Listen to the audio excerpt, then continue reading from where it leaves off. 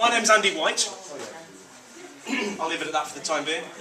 I'm a podcaster, and this morning I'm going to be giving you the basics of podcasting, best practices, power of podcasting.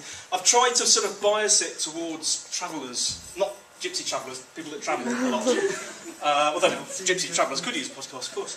That's my definition of a podcast. Does that sit okay with everyone? That definition? Yeah, it's on an RSS feed, it's episodic, which means it's, excuse me, got hiccups again, it's regular. That's what I think it's good for.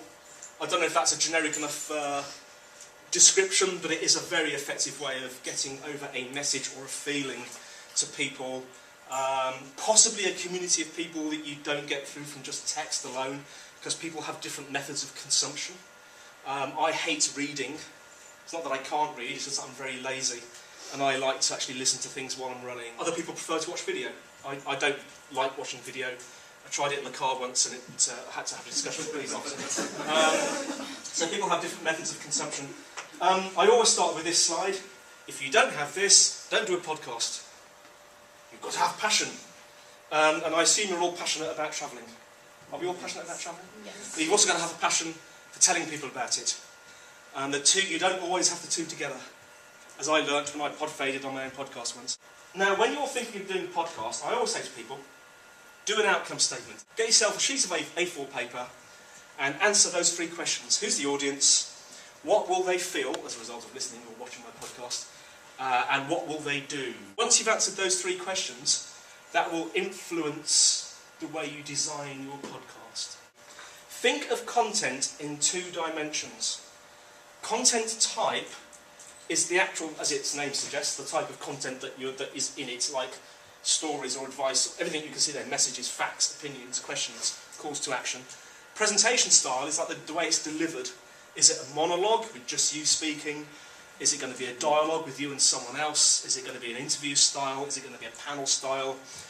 Or is it just going to be you on location, with one of these, walking through the rainforest with someone, whatever, Just think about the content in terms of those two. They are kind of independent. That's why I call them two dimensions. So, for example, you could have a monologue where you're telling a story. You could have a monologue where you're saying stuff that's happened or just giving your opinions. You could have an interview style where the interview is about a new subject or you're just interviewing an expert. So you can kind of mix and match. It's just a good mental exercise to do.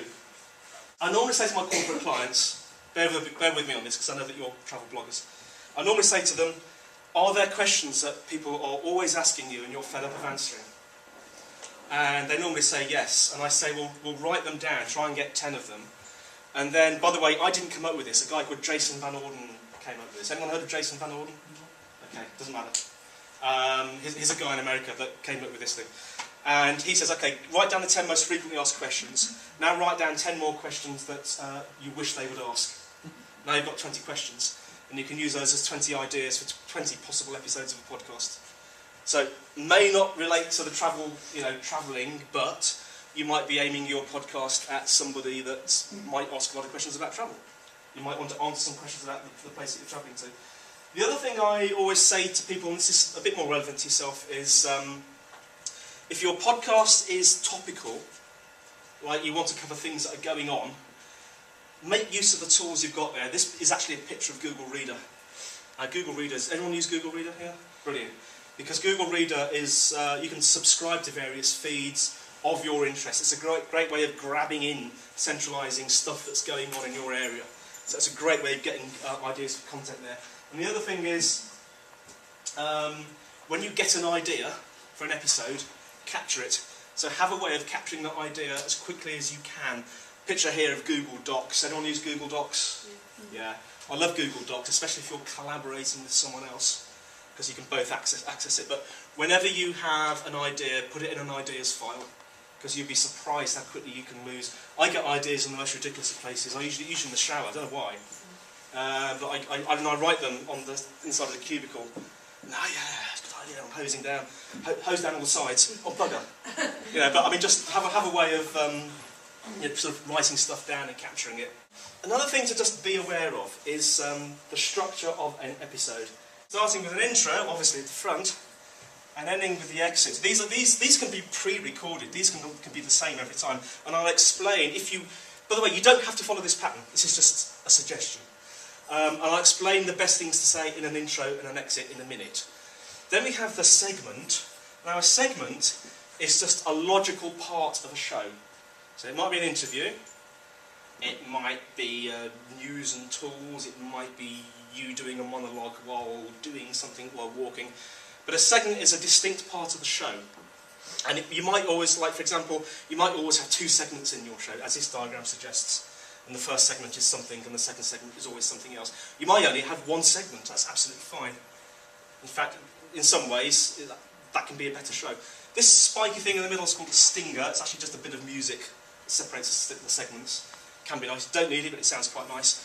And these are what I call bed music, sort of fading up and then sort of fading out here. So they're just quiet music underneath, usually an intro and an exit. Often the music will start to fade in as it ends. Usually comes to the end of a section and the exit will come in. You don't have to have those.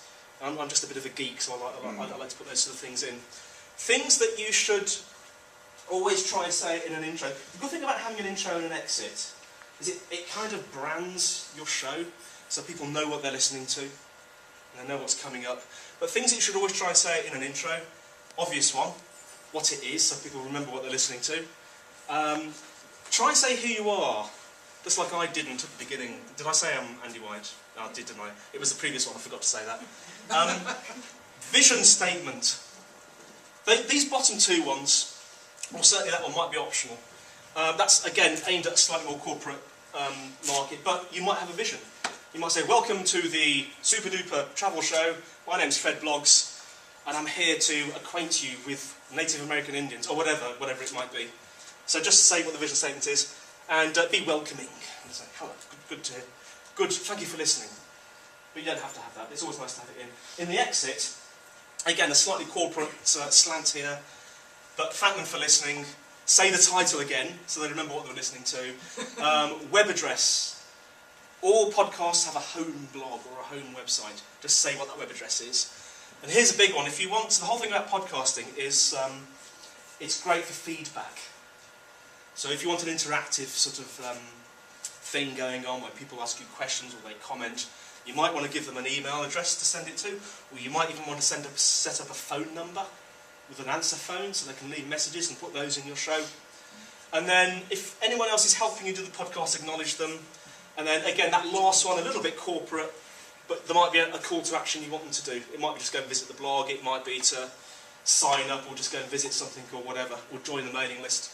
So those are some good things to have in the exit. I'm not an artist, but this is Andy's depiction of some recording setups. We're going to talk about equipment a bit here. This is Pac-Man, who wanted to do a podcast, decided he wanted to do a podcast. The most simple way that you could do a podcast is here, where you simply use the built-in mic on your laptop. Now, most laptop mics are really rubbish, so it probably won't sound very good, but it's a good way to practice if you just want to have a quick go. A slightly better way is to get yourself a proper sort of dedicated mic that plugs into the laptop or desktop. You might be using a desktop. There are different sorts of mic that plug in different sorts of way. I'll cover those in a minute. You're probably going to get slightly better quality than that, depending on the mic that you use. Or the third way, there is a fourth, we'll come on to in a minute. A third way is this, where you use a thing called an interface. And what interface lets you do, an audio interface, what that lets you do, it lets you plug one, often two mics in, and then that normally USBs into your machine. That gives you much better quality.